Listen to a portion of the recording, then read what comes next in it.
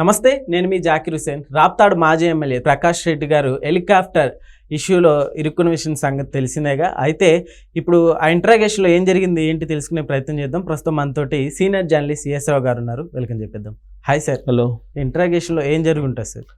ఇప్పుడు ఇటీవల దాదాపు నెల రోజుల క్రితం ఆంధ్రప్రదేశ్ మాజీ ముఖ్యమంత్రి జగన్మోహన్ రెడ్డి గారు రాప్తాడు నియోజకవర్గానికి వెళ్ళాడు. అవును.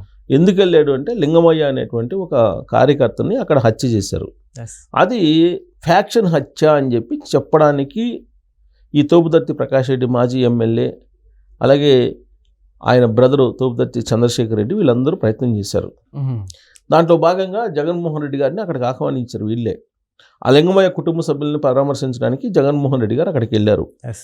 ఎలా వెళ్ళారు? గన్నవరం నుంచి అక్కడికి హెలికాప్టర్లో వెళ్ళారు. గన్నవరం నుంచి హెలికాప్టర్లో వెళ్ళాడు.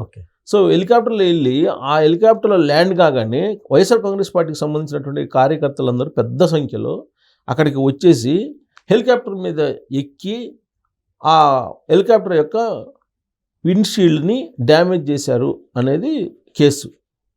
అసలు ఆ సంఘటన ఎలా జరిగింది, ఎందుకు జరిగింది, ఎవరు చేశారు, దీని మీద విచారణ సాగిస్తోంది అక్కడ ఉన్నటువంటి రామగిరి పోలీసులు. రాప్తాడు నియోజకవర్గంలో ఉండేటువంటి పోలీసులు విచారణ సాగిస్తున్నారు. దాంట్లో భాగంగా హెలికాప్టర్కి సంబంధించినటువంటి పైలట్కి, కో పైలట్కి, తోపుదర్తి ప్రకాష్ రెడ్డికి, అలాగే వైఎస్ఆర్ కాంగ్రెస్ పార్టీ సంబంధించిన కొంతమంది కార్యకర్తలకి నోటీసులు జారీ చేశారు విచారణకు హాజరుగమ్మని. కారణం ఏంటంటే అక్కడ తొక్కిసలాట, తోపులాట జరిగిన సందర్భంగా వాళ్ళని నివారించేటువంటి ప్రయత్నం చేస్తే కొంతమంది పోలీసుల మీద రాళ్లు రువి గాయపరిచారు. దాంతో పోలీసులే కేసు పెట్టారు.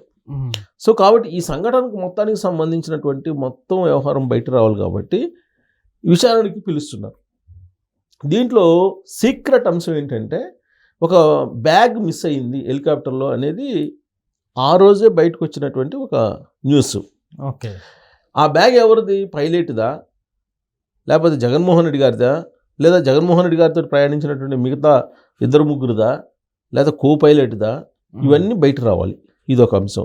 రెండు, ఏవియేషన్ రూల్స్ ప్రకారం హెలికాప్టర్ ల్యాండ్ అయ్యే ప్రదేశం ఏదైతే ఉందో అక్కడ 144 సెక్షన్ ఉంటుంది జనరల్గా. ఆ మొత్తం ప్రాంతాన్ని 144 సెక్షన్ పెట్టి పోలీసులు పరిమిత సంఖ్యలోనే ముందస్తుగా ఎవరైతే పర్మిషన్ తీసుకుంటారో వాళ్ళని మాత్రమే గెస్ట్ని ఆహ్వానించడానికి అనుమతిస్తారు. ఇవి ప్రోటోకాల్. ఈ ప్రోటోకాల్కి భిన్నంగా ఆ రోజు జరిగింది ఏంది? జగన్మోహన్ రెడ్డి గారు అక్కడికి వెళ్ళారు. అక్కడికి వెళ్ళంగానే ప్రోటోకాల్ ప్రకారం 10 మందినో 5 మందినో అనుమతిస్తారు. దానికి భిన్నంగా వైఎస్ఆర్ కాంగ్రెస్ పార్టీ కార్యకర్తలు కొన్ని వందల మంది హెలికాప్టర్ దగ్గరికి వెళ్ళిపోయి హెలికాప్టర్ని తొక్కారు. ఇది ఏవియేషన్ రూల్స్కి విరుద్ధం. ఏవియేషన్ రూల్ని ధిక్కరించినట్టు అవుతుంది.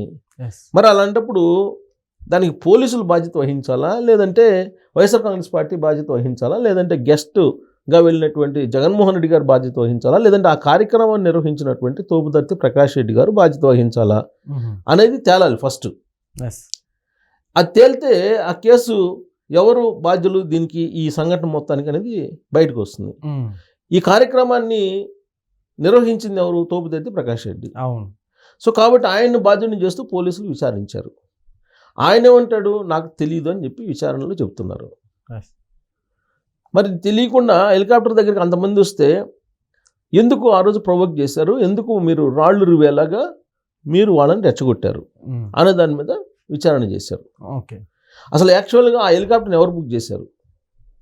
జగన్మోహన్ రెడ్డికి ఎవరు బుక్ చేశారు? హెలికాప్టర్ని జగన్మోహన్ రెడ్డి గారు బుక్ చేస్తున్నారా, లేదంటే మీరు బుక్ చేశారా?